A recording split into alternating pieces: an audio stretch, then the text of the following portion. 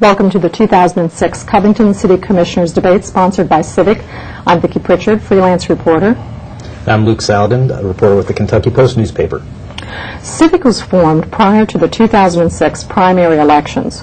A group of concerned neighborhood representatives met to discuss issues they felt were important to residents that might not otherwise be addressed by candidates in a public forum. In the past, because of the large number of candidates for City Commission, there was limited opportunity for comprehensive answers at established debates, and the questions were asked by media representatives rather than citizens. During the primaries, each candidate was given the opportunity to answer a number of questions in written form. CIVIC received many positive comments about this process from Covington voters, but it was difficult to disseminate the information to the public in general. Members of CIVIC appreciate the opportunity afforded by TBNK to have questions it feels important answered by candidates on a ward-by-ward basis, since Covington voters have to choose between two candidates in each of the 4 wards. CIVIC would also like to thank candidates running for Covington City Commission for their participation in these debates.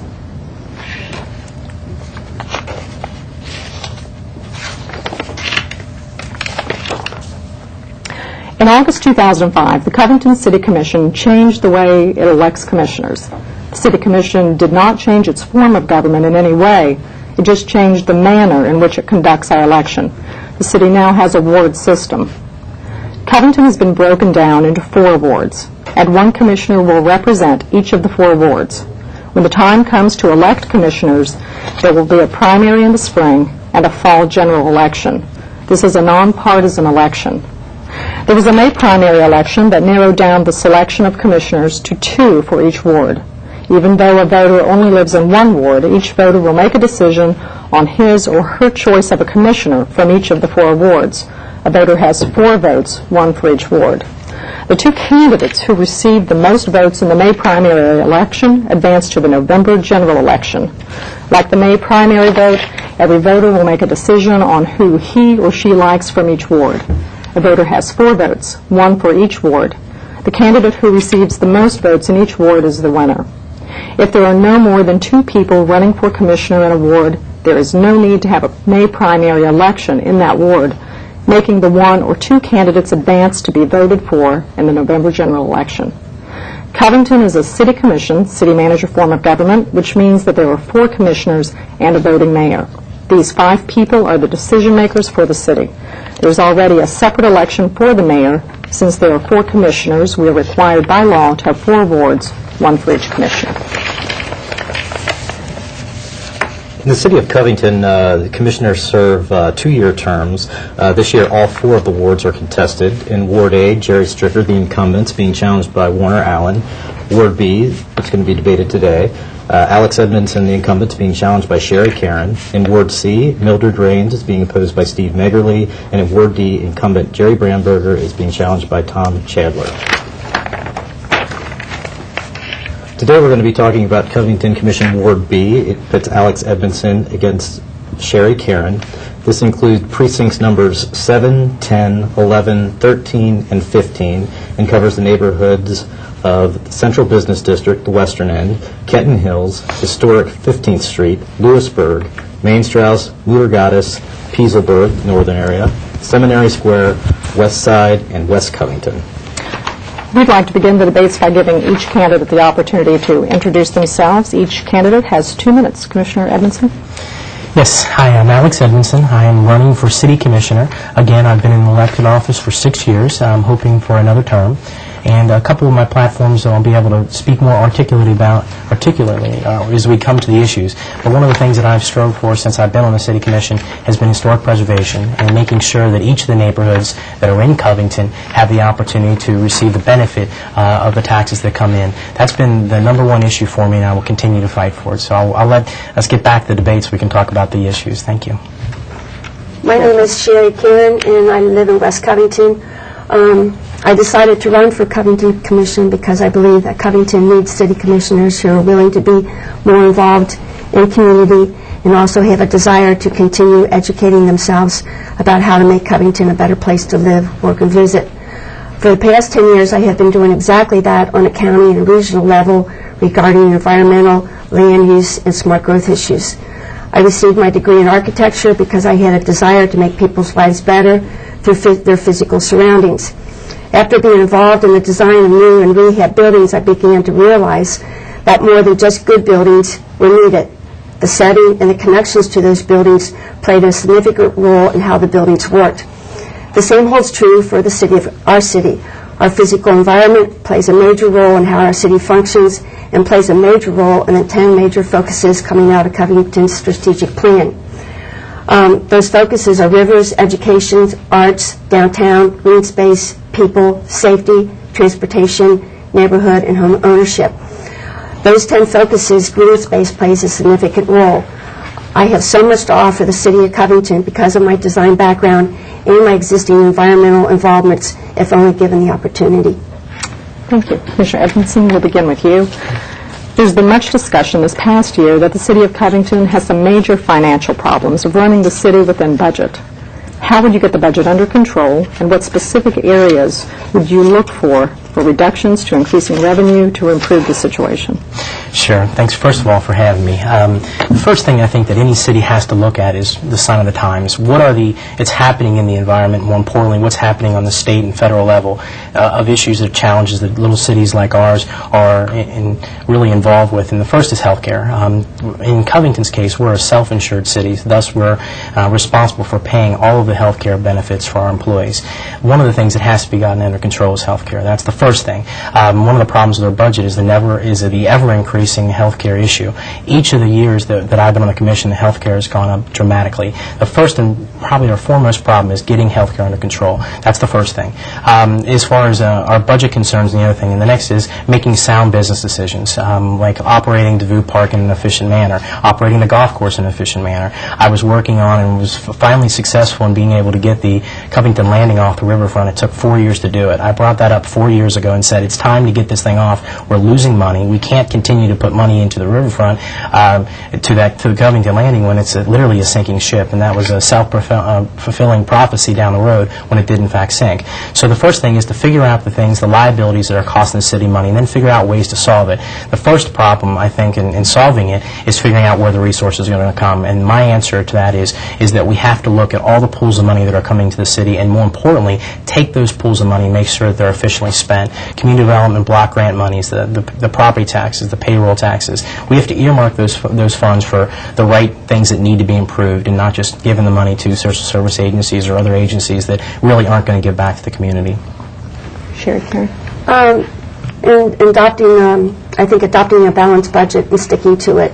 And part of that would be, as a city commissioner, it's their responsibility to review departmental assignments. And I would be actively involved in that in the beginning of the budget year. And I would also like to see more department heads be coming together, involved in that process.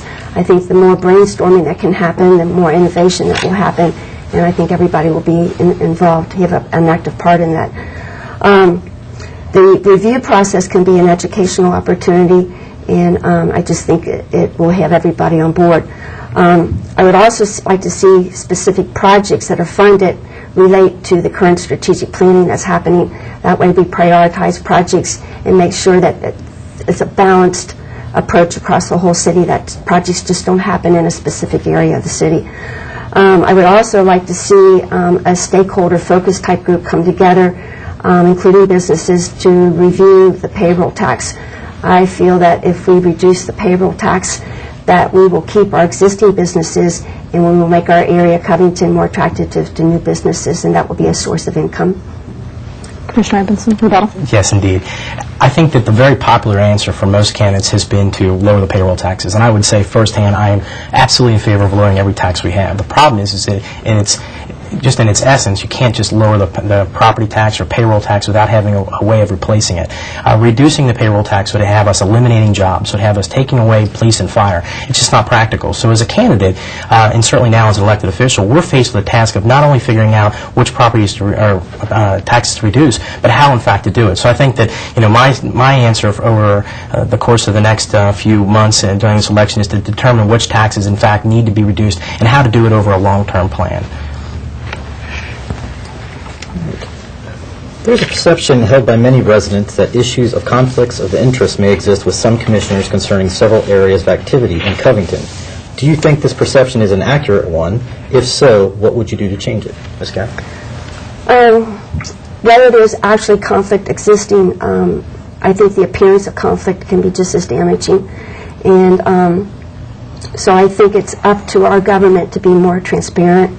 And if there's an individual commission member, then it's up to that individual to address the issue and to make people, our citizens, more comfortable in their role in the city government. Just as we've addressed that sometimes the perception of crime can be just as bad as the actual crime, I believe the perception of conflict can be just as bad as the actual conflict. Mr. Edmondson? Yes, and I think that the question is probably geared towards, should commissioners be investing in the city? And the answer is absolutely. Each of the people that are running own their own house, for obvious reasons. It's been no secret that over the course of the last however many years I've been investing in real estate and will continue to. And I think that the stark difference between the conflict issue and I think what some people perceive to be a conflict is that I'm certainly not entitled to any city money or loan programs or anything to the like. But my partners and I, and certainly myself, are investing hundreds of thousands, if not millions, in making the city a better place. And I've said it 100 times, I said all of the money that I make, every single dollar that I make either in Covington as far as my law practice or investing in buildings comes back in the city of Covington. I have no investments in any other city in Covington. So if Covington is going to continue to be successful, I hope to be a small part of that by rehabbing buildings. I've been a proponent of and been instrumentally involved in taking 14 buildings that are vacant buildings, boarded up buildings with absolutely no life in them, and breathing new life. I will continue to do that, and I think it's a very good thing for people involved in government to put their money where their mouth is. It's very easy for us to sit back and say, well, you shouldn't really be investing in the city because you're a city commissioner, but the answer is we all are. We're all buying property, the homes that we live in, or our neighbors' residences, or whatever the case may be, and what we're trying to do is foster an environment where we've got all get on the same page and move this city forward. So I continue to do that, and I support any of the other candidates that would be willing to do that in the future. Thanks. Ms. Karen, a rebuttal? I think the conflict of interest does not relate just to investment in property, and I agree with Alex. What Alex is doing does help the city, but there has been an issue most recently with the new zoning ordinance, the adoption of that, and there was quite a big section related to the Main Strauss Association, and the people of Main Strauss and Mother God felt there was a conflict of interest with Jerry Bamberger being a Main Strauss Association director and the guidelines that were coming down. So it's just not investment in property, but it's also having information at hand that they can use to their benefit.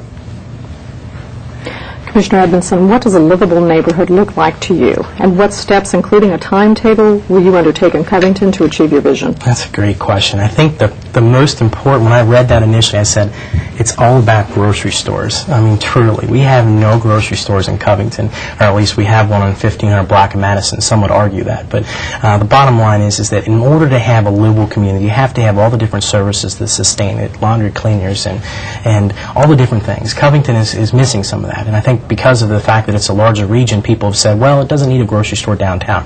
I disagree vehemently. The West Side needs one. Clearly, almost every neighborhood in Covington needs a grocery store. So livable means something where people can come in, they can recreate, they can entertain themselves, they can feel safe. That's what livable is to me. Sherry, one of her platforms has been the passive parks and the green space. Couldn't agree more. We've been working on that. I've been trying to champion the recreational use, but not so much the ball fields and some of the other factors, but the actual passive parks. I think that the way that a city looks is so important for its image to ensure that people feel safe and inviting and they want to come back. And if you have a green space, but if you have passive parks, which people refer to as just non-recreational ones, that's really what defines a city. Our city has so much to offer. We've got arguably the greatest park system in Northern Kentucky, the DeVue Park, but no one uses it. And the ones that do are usually the ones that live around it, which is in Park Hills and in some cases Covington. And I think that's a travesty. So the answer is we have to get people back into our park system to use it, to ensure that these residents are taking advantage of the taxpayers' dollars, which in fact they're paying, and move forward. So livability is an all-encompassing word. So for me, it's grocery stores, parks, the safety issue, and the cleanliness of the streets. I mean, that's terribly important. Thanks. Sure, Karen? A livable community, in my mind, is one where the people of the community feel safe, they're comfortable. It's inviting for new residents to come in. And some of the things that can go towards making a livable community are pedestrian-friendly streets, gathering places where people can come together and know their neighbors and create a sense of identity and involvement in their own community. And so I would say pedestrian-friendly streets, gathering places within the community, and safety. Not only crime, but traffic-wise. People are comfortable walking the streets and crossing the streets. Rebuttal? No, thanks. What do you see as Covington's 3 biggest challenges or top things you'd like to see changed? How will you enact the change, and what is your timetable?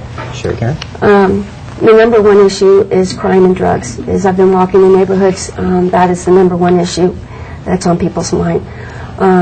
So I feel that we need to address that, and the way to address that is to have more police on the street. I believe we have enough police on the force. I do not believe we have enough actually on the streets. The other thing is that not in patrol cars, but walking the streets or on bicycles so they can actually connect with the people. Better relationships between the police and the community. The second one would be better communication within city departments and with communities. There's a lack of understanding among department heads, city workers, and a lack of understanding with communities and city government. So developing an understanding is very, very important. And the next one would be a comprehensive plan where the city's doing the strategic plan, but we need a comp plan to see how the land use within the city, how the transportation corridors, how those are all working together. And I would say a comprehensive plan would be the third thing. Mr. Edmondson? Number 1, image. It's that simple. If people think positively about Covington, they'll change. And they'll change their opinion of it. And the people outside the region have to figure out and really want to be a part of this. It's happening. That we've tried so hard with which to ingrain. So the number 1 thing is image, by far. We have to convince people and show them how inviting our city is and how many resources it has, how many wonderful buildings that are just sitting there waiting to be rehabbed for a fraction of the cost you could buy in a surrounding suburb.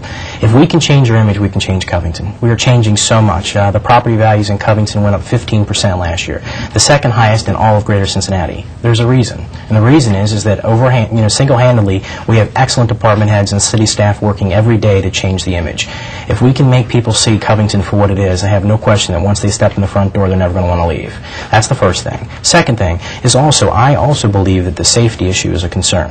One of the problems and one of the failures of many past politicians in years past has been the concentration of public housing. It is a total failure. You can't take everyone that they deem to be poor and put them in one geographic area and say live. It doesn't work. So what we have to do is over the course of the next couple years work with the housing authority to ensure that the concentration of public housing is dispersed. We take away the concentrated public housing, we've taken away the lion's share of the crime in our city. That's the next thing that I want to work on. And lastly, the next probably most important thing is to keep politicians out of the day-to-day operations of government. It's that simple. If we're able to keep us away, make us really understand that if we're supposed to be in it for long-term policy decisions and not day-to-day pothole filling or barking dog problems, we can fix this city. And for the last 20, 25 years, our city was really predicated upon who you know, not what's going to happen in the city. And I think that we're moving in the right direction of keeping the politicians out of City Hall on a daily basis and putting them in there and using them for what they should be, and that's for a vision comprehensively over the entire city and not the day-to-day operations. Thank you. Karen, rebuttal. Image is important, and part of that image is safety. The perception that there's crime and drugs is a problem. So in order to address image, you also have to address more police on the street and making people in their neighborhoods feel comfortable. We're losing people within the city because of that, and we don't want to do that. We don't. And I guess other than that, I'm okay with what Alex said. Okay, we have a lengthy traffic pattern question.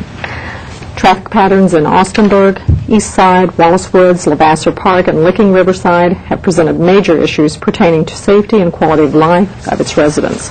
During the past 20 years, several studies have been prepared for and paid by the taxpayers to improve traffic and safety within these neighborhoods, including converting 4th Street between Scott and the 4th Street Bridge for two-way traffic, Over a year ago, the City of Covington paid in excess of $40,000 for completion of the Madison Avenue redevelopment traffic study to help deal with these issues. No progress has been made toward implementation of these plans. Would you be supportive of these projects, and if so, what would be your timetable for implementation? Who's first? You're first. Okay.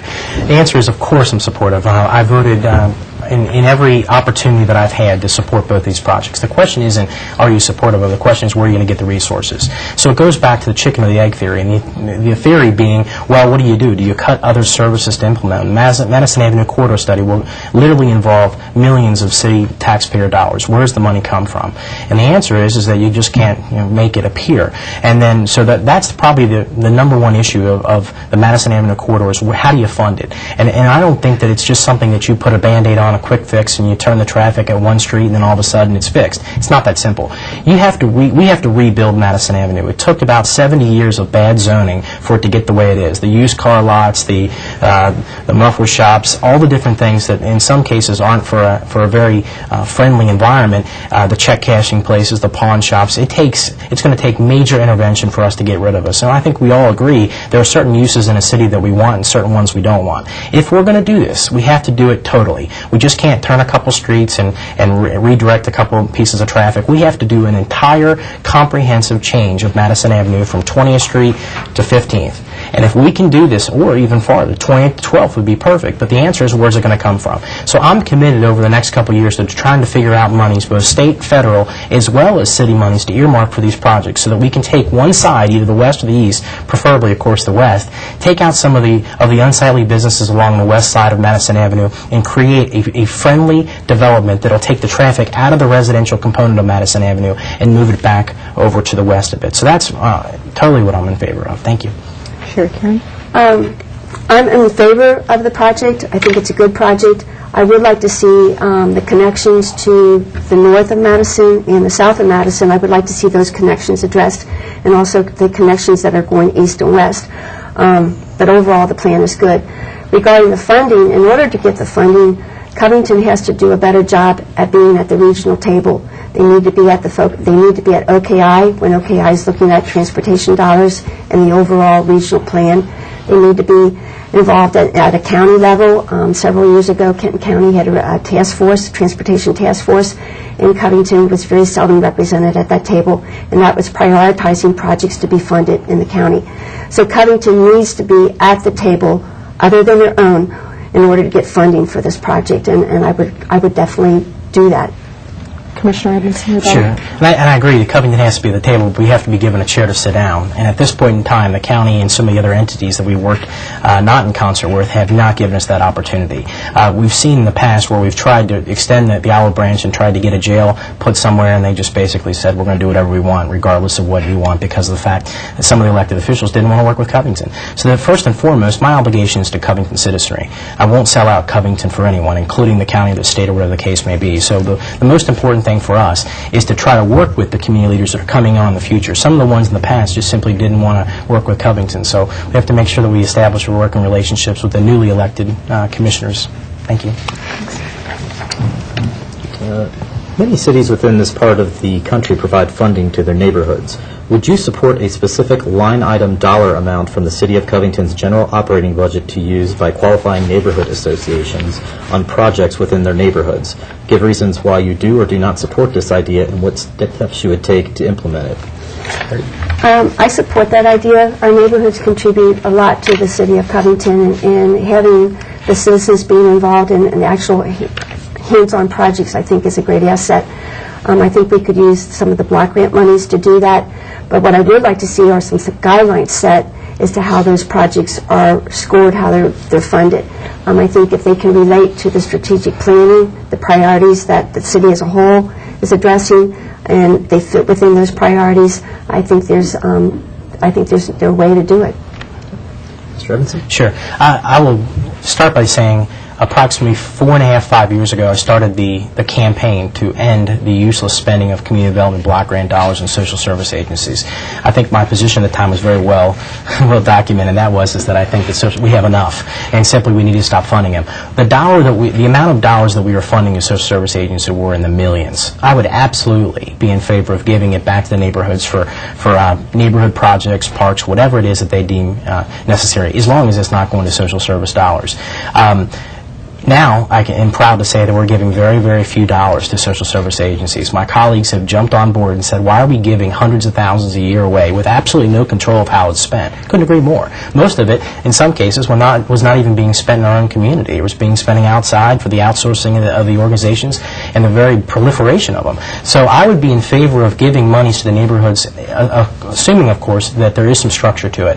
And I think at this point in time, my biggest concern would be that sometimes there are neighborhood groups that form, and then they get excited, and then all of a sudden they fall back off, and that's unfortunate. We need to continue to foster relationships to keep the neighborhoods involved. They shouldn't just be galvanized when there's an issue that's important to them, like South Covington was over the sexual offender ordinance, or like 13th and Scott was when the Life Learning Center. I mean, what happens is we've got to find a way to keep these neighborhoods involved through the whole go, not just from the beginning, or just not when it's one issue that impacts them. And that's a challenge that I'm going to continue to work on over the next couple of years if I'm lucky enough to get elected, is to find a way to keep everybody still working, still interested, even when their issue isn't front burner. Thank you. Okay, rebuttal. Regarding the social services, I think some of our social services are just as important as on-ground projects. And again, funding of those, if they relate to the focuses that are coming out of the strategic planning, such as after-school programs to strengthen our schools and give support to the kids in neighborhoods, I don't see a problem with that. But again, if we can use the strategic plan as a way to prioritize the block grant monies, I think it'll work for everybody. Covington has a number of problem properties that owners have little or no concern for how they are maintained, or if they are rental, the conduct of the tenants renting these properties. What steps, if any, would you take to help eliminate this problem? Do you feel a need to update city ordinances, or are existing ordinances adequate to address these issues but just need better enforcement? Commissioner Edmondson? Sure. 6 years ago when we first came on board, we did not have a code enforcement department. The answer is we all know that there's it's a ubiquitous word in Covington. It's called slumlord. Everyone was afraid to say it. They would kind of hint about it, talk about it, refer to it in passing or in closing, but would really never attack the problem head on. Then 6 years ago came on and started using the word slumlord, referencing various landlords. And I stick to that. I think there are definitely slumlords, there are landlords. They're two totally separate entities, and animals for that matter. The thing that we have to continue to do is keep smacking the slumlords upside their properties, with their very properties, with the thing that hits them the hardest, money, and violations and penalties. And if they continue to allow people to live in property that frankly is just is not fit for dogs, then we have to find a way to penalize them. The number one problem in Covington is slumlords as it pertains to our housing stock. It's the owner-occupied or lack thereof that's creating a problem. We have too many slumlords and not enough owner-occupied.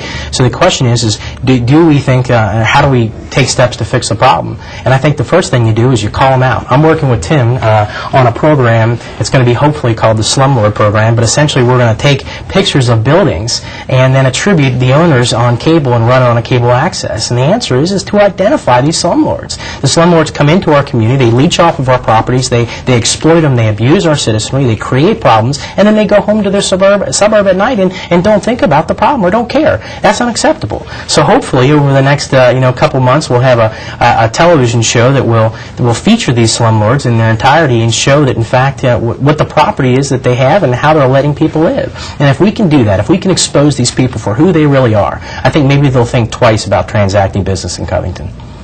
Sherry Karen? Slumlords are just a part of the problem. We have a lot of people who live in city who do not have the funds, or they're older and live on a retirement program. They need help. And part of that, besides just the financial help, is a lot of people do not know how to take care of their property. Just sort of the Appalachian background of the majority of Covington plays a role in that.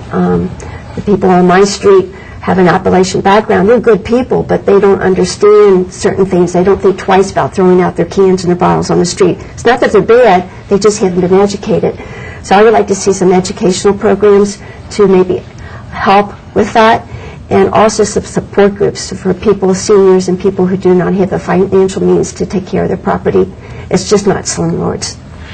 Commissioner Edmondson, rebuttal. Yeah, I'm not sure it's a learned trait. It's about respect for property, and I just don't think that a property owner who doesn't take care of his property has any excuse. No matter what background they're from, no matter where they descended from, it doesn't matter.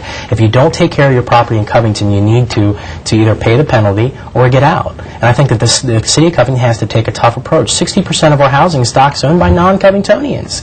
That 60% is our problem.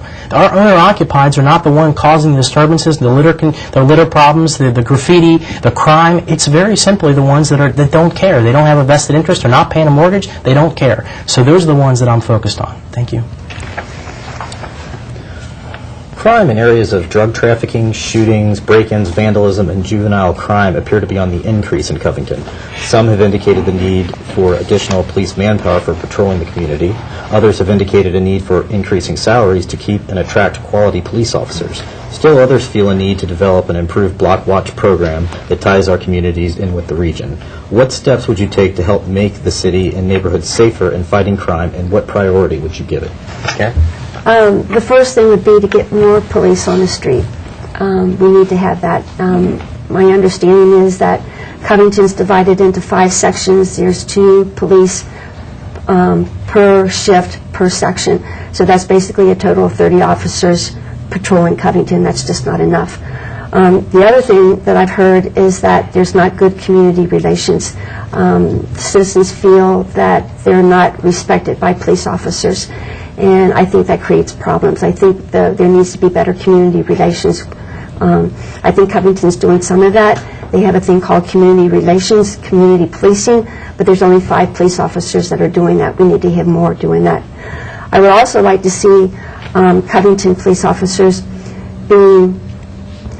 living in the city. We're not allowed to require that, but we could give incentives for police officers living in the city. If they're living in the city, I think community relations will improve.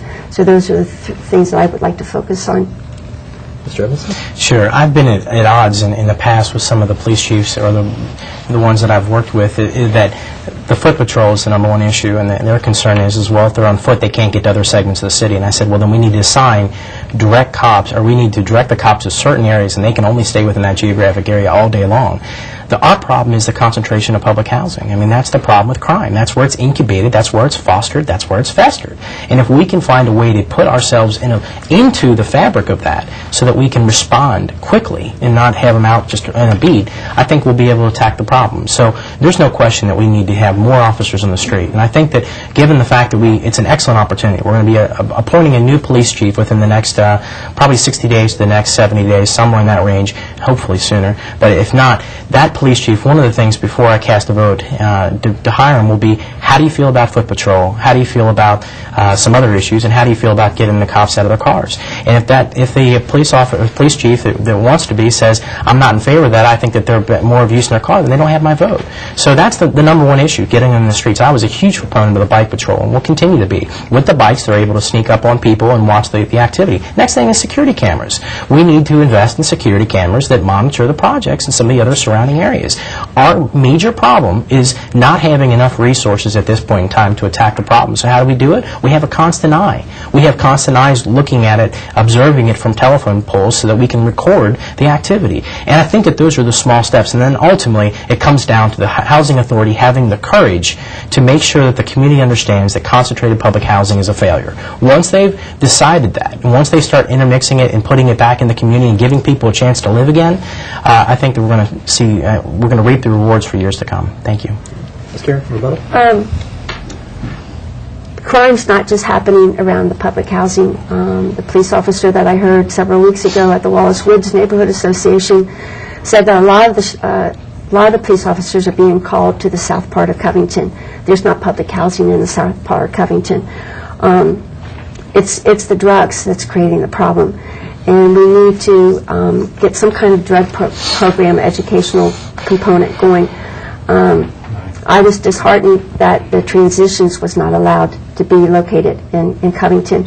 And we need to appreciate those kind of services and support those kind of services.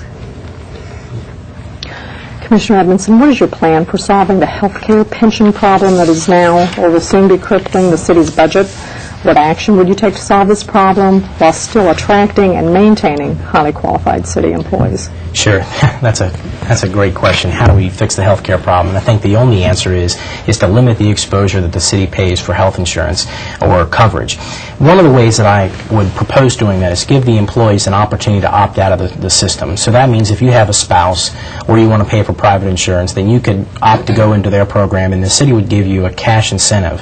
And it could be substantial in the case of some. It could be depending on what we could offer, but it could be a $10,000 boost in salary perhaps if you opt out of the system. That's the first thing I think that should be presented to our employees. Don't make it mandatory, but give them the opportunity to opt out. If they opt out, we would save ourselves hundreds of thousands of dollars, given the fact that there would be a considerable amount that would. The next issue is at the very least, have our employees contribute. We're one of the few cities left in arguably the country that pay for all the benefits. It's just not realistic to think most Covingtonians, if not all, are paying to some degree for their health insurance. We're not. City employees of Covington do not. It's 100% paid for, with the exception of a couple small co-pays for prescriptions and the like. I think that that's just irresponsible. And I think which is why we're now negotiating with the labor unions. I think that they should be paying. And the only way to make them pay is to show that, look, to the employees, if we're not all on the same board or on the same voyage, and if we're not all on the same train, this thing's going to pass out of the night, and we're not going to be able to do anything left. Because ultimately, health care is going to rise at such a cost where we're not going to be able to implement and pay for the capital improvements that have to be done, the police cruisers and some of the other things, and that's terrifying to me. So the answer is, I think Covingtonians should expect our public employees to help pay for some of their insurance. You know, we're not talking about 50%, we're talking about 10, 15, or 20%, and I think that's reasonable given the fact of what all Americans are doing right now. Thank you. Sherry Kim? I agree with Alex. I think our public workers should be paying some towards their health coverage. A copay is I think, definitely needed. But as far as the health problem, it's national, and I think it's going to, at some point in time, it's going to be resolved more on a national level. Ford and General Motors are in problems because of the health care system. It's just not the city of Covington. But if we can get our city workers to agree to a copay, I think that will make a big difference. I would rather see money go towards an increase in salary towards cost of living more than going towards covering all their health care. Rebecca? Couldn't have said it any finer. Covington's rich stock of irreplaceable period architecture is what, in the opinion of many, makes Covington unique, attractive, and livable. What measures can the city take to ensure that developers will not destroy the fabric of the city? Currently, many properties have been purchased and are not being cared for, with the hidden intent of some developers to use the excuse that if we cannot save them, we'll have to tear them down. What efforts would you take to help preserve and protect these structures so they will continue to contribute to the historic character of the city? I think the first thing would be is to inventory our historical structures, create a map of where they're located, and then sort of a guideline how to preserve those buildings. The specific incident they talk about where developers are letting them go in disrepair and using that as an excuse, I'm not sure about that, but I do know there are plans within the city, specifically the Tunstar Commons, where a number of historical buildings were proposed to come down to make way for that project.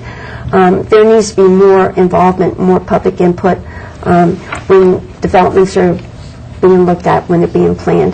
There needs to be all considerations. It's just not a few voices, but all voices heard when those plans are being set forth. Mr. Evans?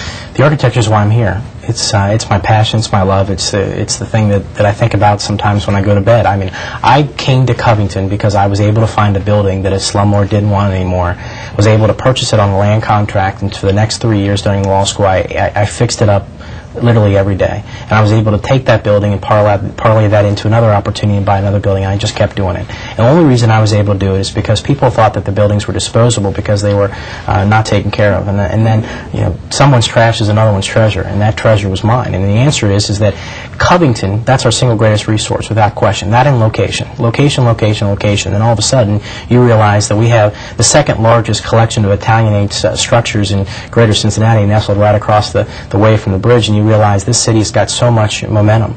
I worked for months, if not years, with Tom Godoli on getting the state historic tax credits that now enable and give the opportunity for people fixing up their property to receive a state tax credit.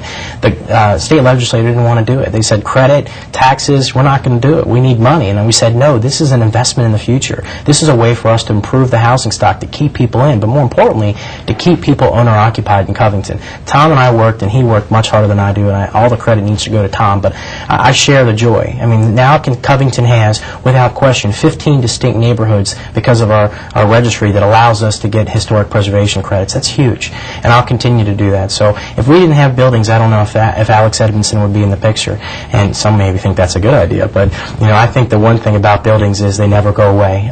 We just they're loaned to us for a period of time, and then we give them back, and it's our responsibility to ensure that when we give them back, they're in better condition than when we took them, and that's what I'll continue to fight for. Karen, I agree with Alex. Much study has been given over the past several years to construct a new jail to serve all of Kenton County. Given the past history of ineffective communications and coordination between the Covington Commission and the Kenton County Fiscal Court, what role will you play to ensure that better coordination is developed between these two public bodies and that the new jail is best located to serve all of Kenton County? Commissioner Edmondson? Sure. This has been a lightning rod of controversy. At the time, everyone said, where are we going to put the jail? And the answer was the county that about 4 years ago said, we're going to put it wherever we want to. We're going to put it wherever we think is the best place for it. And Covington said, okay, and I went to Butch and I went to my colleagues and said, guys, we can either get on board and try to figure out the best spot, or we can just let them put it wherever they want to. And at the time, they were looking at putting it at the old Jefferson interchange there off the interstate, which would have made a horrible location because we're looking at using that site for development. So I was able to convince my peers to go to the county with the site. And the site was over on Pike Street, nestled by the railroad tracks. And the answer was that at least there we'll keep the jobs in Covington. We'll be able to ensure that the development, using the county's tax dollars to help provide for economic development, to help us rehab that environment and certainly that location. The city said that's a good idea. At least if we can't control it, we can hopefully protect where it does go and ensure that it goes the right place. And it's now my understanding that they're going to take it outside the city of Covington. No one truly knows except the people that are making the decisions. I think that that's really unfortunate. I think that no matter where the property goes, the city or the community should have some say, more importantly, in where that jail is going. And I think that they're trying to say that they're afraid that the property values are going to go up in price, and I say that my answer to that is get an option on the purchase price, then disclose the community and see what the community says. Because no matter where the jail goes, someone's going to be upset. So I say that rather than just putting it wherever they want, they need to listen to the people that elected them and put it in the right place. Thanks. Sherry Karen? I agree with Alex. The county cannot be making this decision on their own. There's too much involved for that to happen. The cities need to be involved in that process, and also area planning needs to be involved in that process. If they pick a site without discovering different land use issues and how it's going to impact neighboring cities, they've gone in the wrong direction. And so if this doesn't happen, if they proceed, I basically, I guess, would say, there's a bottom line and make a fuss. I wouldn't allow it.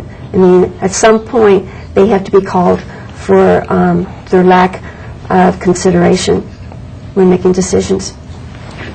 Sure. Just one other point. Judge Reeves, I think, has been quoted publicly saying that he's got 10 spots under consideration.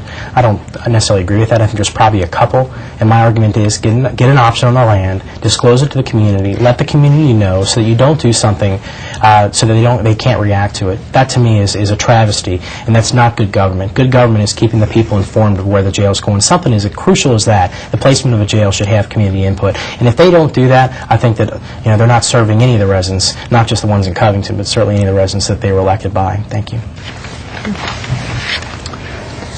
Having art, business, and entertainment and wedding district developed have done much to help improve city grow north of 12th Street. Many people, though, feel that south of 12th Street it's been a different story with increases in urban blight, decreases in home ownership, and increased crime. What role would you play, if any, to ensure a more balanced effort is given to areas south of 12th Street that will help improve the quality and life and safety of residential housing districts? I think Covington in the past has concentrated on individual projects. They haven't looked at how those projects fit within the city as a whole. They haven't looked at the connections. And I think consequently a lot of money has been invested in individual projects that don't work for the city as a whole. I think, again, using the strategic plan and developing a comprehensive plan, projects can be prioritized that benefit the city as a whole. And that's about the only thing I could say on that. It has to be, connections have to be made, and the projects have to be prioritized, and then in that approach, it will be balanced. Mr. Evans? I can appreciate people's concern about the fact that the development needs to be off the riverfront, and we did. You know, when I first ran 6 years ago, the question is, it's all on the riverfront, and the answer was, it's all on 2nd Street or 1st Street. So now it's on 9th or 12th. So the answer is that it keeps going back, moving back. Many years ago, there was nothing happening. I mean, the slogan literally could have been nothing happening. Now, at least it's happening. The question is that is it happening at the pace we want? Of course not. We would love to be able to see it happen in Austinburg, Wallace Woods, Madison Avenue, but everything is taking time. And if you realize it's going from the riverfront to 12th Street, hopefully next time it's to 15th Street, then it's out the highway, into Latonia, into South Covington, that's what we have to fight for. And I think that anything, and I won't be on the commission then anyway, but 10, 15 years down the road, hopefully we're able to see that some of these things that we presented to the public, the Arts District, which is something I've worked on and hopefully helped create 4 years ago, is coming to reality. There's no question there are more artists concentrating in the Pike Street corridor than there ever have been. So in the 12th Street widening, I will have to say that I was the third in swing vote that made the 12th Street widening go through. And I think that in 4 years, when we are finished with the 12th Street widening project, people are going to look back on it and say, oh my goodness, this really did make a lot of sense. So the answer is that I can understand why everybody, I mean, we all want to get in a quick step and do as much as we can in the city, but it takes time. And I'm committed to making sure that all of Covington, not just 12th Street or the riverfront, gets the attention it deserves. It's amazing that anybody 2.5 years ago wanted to go to Pike Street. Pike Street was literally either cluttered with either bars, strip clubs, or social service agencies. Now Pike Street seems to be a place that people want to go. And to me, that's incredibly encouraging, because if you would have said 3 years ago you want to locate your business to Pike Street, people would have laughed at you. So maybe, 4 years from now, we'll be talking about Wallace Woods and saying, or some of the other communities, and say, you know what, it is happening. It's continuing to go out the highway and, more importantly, out Madison Avenue. Thank you. Okay. Anything, Dave? Again, the connections are very, very important. The artists that I have spoken to that have moved in from out of state to the Arts District, they're beginning to have concerns about how the Art District is going to work, because they do not see the connections to the rest of the city. And unless you address those connections, and more than just the buildings, the actual pedestrian paths, the roadways, the corridors, those projects will sometime fail, and those other things have to be looked at. The Commission enacted the ward system a year ago. If you were elected, what would be your position on continuation of the ward system, Commissioner? Probably my favorite question. The reason we're here today is because of the ward system. I think you said it best, Vicki, when you started. In the years past, it would not have made sense to have a forum and ask individualized questions. The difference is that Sherry and I, albeit running against one another, are able to have a dialogue at what we think is best for the community. And the community deserves that. In the 100 years that the city of Covington has not been an award system, it's never been that way. It's always been a dog and pony show or a field race. It's the most popular name won. All the candidates, if you looked at their literature and you put it out on the table and said, okay, here's what you have, tell us the difference between them, you couldn't distinguish. At least today, Sherry and I have very different opinions on some of the issues. And I think that the community deserves that. The next issue is, there were years past where there were 3 commissioners or a mayor all elected from the same geographic area, from Latonia per se, or from North Covington or wherever. And I think that that's unfortunate. I think that all of Covington should be represented. I was the first elected official in 40 years to come out of the West Side. We have not had a city commissioner from West Covington in 40 years. And there was a reason. And the reason is because all the money seemed to migrate to where the people were most familiar. And whether it was intentional or non-intentional, but you recognize what you drive past every day. And when people drive past their community, their home, the streets that they travel on, it's out of sight, out of mind. In Covington, in some cases, West Covington was just simply overlooked. The same could be maybe said about South Covington. Now, we have geographic areas where people will be able to come out of to get representation, and I think that that's a good thing for Covington. And, time will tell if the ward system works. I mean, I think that at the very least, we've got to give it a shot. The citizenry deserve that, and I'm looking forward to seeing how it comes out. Thank you. Sherry Karen? My biggest concern about the way the ward system was adopted. Citizen input was received on it, and the majority of people, Covington Business Council, said no, they didn't want it. It was still voted on. improved. That discourages civic engagement, and we all know how important civic engagement is to making the city work. Civic involvement is so important, and anything that discourages citizen involvement, I think, is wrong. Regarding the ward system, I do not like it. First of all, it has people confused. Second of all, regarding better representation of the city, I think all commissioners should know about all of the city and represent all the city. Yes, we're just representing one ward. That doesn't mean we're not representing the rest of Covington, but people feel that way, and it can create turf issues if there is that feeling of that. I probably know more about the south part of Covington than any of the commissioners, but I live in West Covington. But because of my involvement with rural and growth issues, I know more what's happening in that area. You have Ward D, which is supposedly representing South Covington, but really those people are from Latonia. They don't live in South Covington, they live in Latonia. So I don't think South Covington is being represented. We lost a lot of good candidates in the primary because of the ward system. If it wasn't for the ward system, some of those candidates would still be in the race. And I think it's more important to have good candidates in the final election than having representation from the city, good representation from the city. Commissioner Edmondson? I think it's all about the issues. I think it's substantive, and I think that if you give the public the opportunity to look at the various issues and what a commissioner is going to do and have the opportunity to figure out what they're going to do, then they can make an educated guess.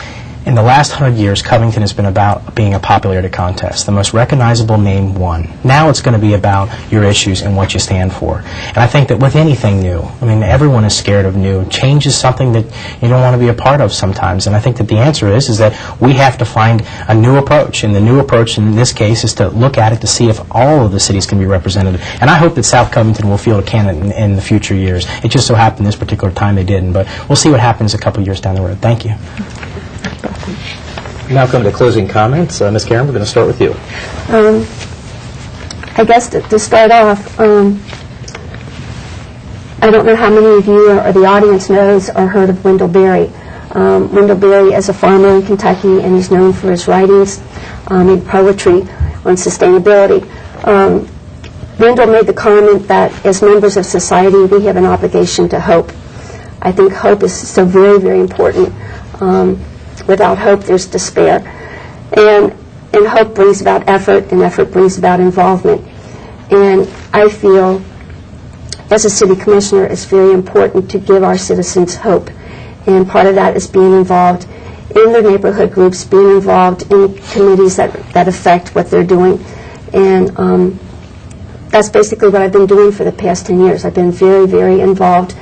And I feel our citizens feel that that's not happening with this current commission. Wendell Berry went on to say that true leadership is not based on ambition, but on membership in society through involvement in community. And I feel I would do that. I would be a good member of our community if I was elected.